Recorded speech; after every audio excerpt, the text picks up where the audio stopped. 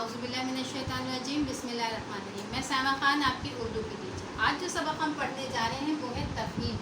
آپ کی درسی کتاب کاروان اردو سے صفحہ نمبر 58 سے ہم تفہیم کی بلند خوانی کریں گے، ٹھیک ہے؟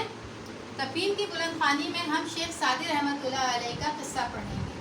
شیخ سعدی رحمۃ اللہ کے بزرگ بندے تھے، نیک بندے تھے، ولی تھے۔ آپ کا اصلی نام شرف الدین تھا اور آپ شیراز شہر میں پیدا ہوئے۔ شیراز ملک ایران کے شہر میں ایک شہر ہے شیراز، آپ کی جائے پیدائش وہاں پیدا ہوئی تھی۔ آپ سیاحت میں آپ نے زندگی گزاری اور سیاحت کے دوران، یعنی سیاحت سے مراد مختلف ممالک میں مختلف جگہوں میں گھومتے رہے اور اس سے وہاں پہ موجود دیکھنے والے، محسوس کرنے والے اور جتنے بھی حالات و واقعات سے وہ گزرے اس کے حساب سے انہوں نے کچھ باتیں کہی ہیں، کچھ اچھی باتیں، کچھ سکھایا گیا ہے۔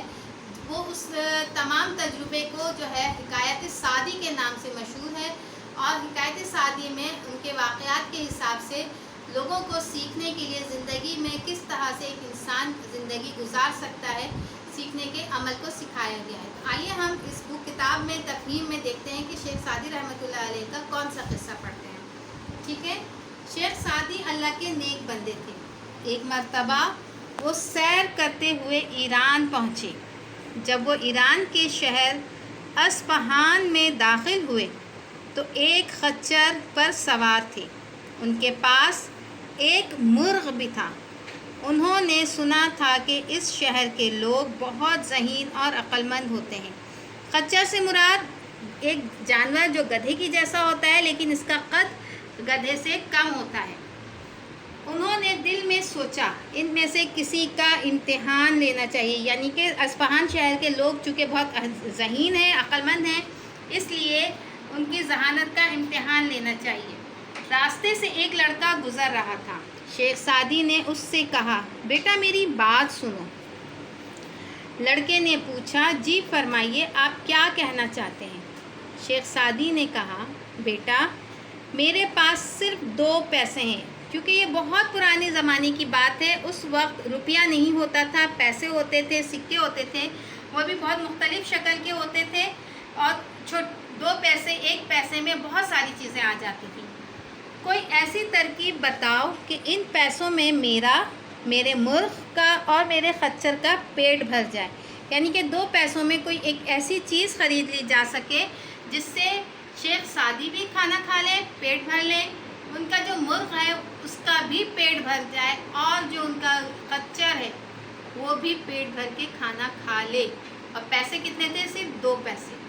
لڑکے نے کچھ سوچ کر جواب دیا، بہت آسان بات ہے، آپ 1 پیسے کا سردہ خرید لیجئے، سردے کا گودا خود کھا لیجئے، چھلکے خچر کو کھلا دیں اور بیج سے مرغ کا پیٹ بھر جائے گا۔ سردہ کہتے ہیں خربوزے کے شکل کا ایک بڑا سا پھل ہوتا ہے جس کے اندر بہت سارے بیج ہوتے ہیں، اور یہ گرمیوں کا پھل ہے، اسے گرمیوں میں کھایا جاتا ہے۔ اس کا گودا بہت میٹھا مزیدار ہوتا ہے، اس کا چھلکا موٹا ہوتا ہے اور اس کے اندر بیج ہوتے ہیں۔ تو اس کے کتنے لیئر ہوئے؟ سب سے پہلے موٹا چھلکا، اس کے بعد گودا، اور اس کے بیچ میں بیج، یعنی کہ 3 لیئر ہے۔ اور کھانا کن کن کو ہے؟ 3 لوگوں کو، یعنی کہ شیخ سعدی کو، ان کے خچر کو اور ان کے مرغے کو۔ تو اس نے کیا کہا کہ گودا خود کھا لیں، یعنی کہ جو پھل ہے وہ خود کھا لیں، چھلکے خچر کو کھلا دیں، یعنی کیونکہ موٹے ہی ہوتے ہیں اس سے پیٹ بھر جائے گا، اور بیج مرغ کا پیٹ بھر جائے گا۔ یعنی کہ آپ کو پتہ ہے کہ مرغا مرغی اس طرح کے جانور جو ہوتے ہیں وہ دانے کھاتے ہیں۔ شیخ سعدی لڑکے کی بات سن کر بہت خوش ہوئے۔ اب انہیں اندازہ ہو گیا کہ بچے بھی بڑوں کو عقل کی بات بتا سکتے ہیں۔ اس سے مراد یہ ہے کہ ہمارے بچے چاہے جتنے بھی چھوٹے ہوں، اگر ان کی تربیت اچھی ہو، ان کو اچھی باتیں سکھائی جائیں اور ان کا ماحول اچھا ہو، تو وہ ہمیشہ کام کی بات کرتے ہیں، تمیز کی بات کرتے ہیں، طریقے کی بات کرتے ہیں۔ شیخ سعدی اللہ کے بہت نیک اور سمجھدار، عقل مند، دانا بزرگ تھے، ولی تھے۔ انہوں نے اس معصوم بچے سے سوال کیا اور اس معصوم بچے نے شیخ سعدی رحمۃ اللہ علیہ کو اپنے جواب سے لاجواب کر دیا۔ لاجواب سے مراد کہ اس کے بعد شیخ سعدی کے پاس اعتراض کرنے کے لیے کوئی بھی جواز نہیں تھا۔ امید ہے آج کا سبق آپ کو سمجھ میں آیا ہوگا۔ میں ایک بار پھر شیخ سعدی رحمۃ اللہ کا تعارف کروا دوں آپ کو۔ آپ کا نام شرف الدین تھا، آپ شیراز شہر میں پیدا ہوئے۔ شیراز شہر ایران کے شہر کا نام ہے۔ آپ اللہ کے بہت نیک بندے تھے۔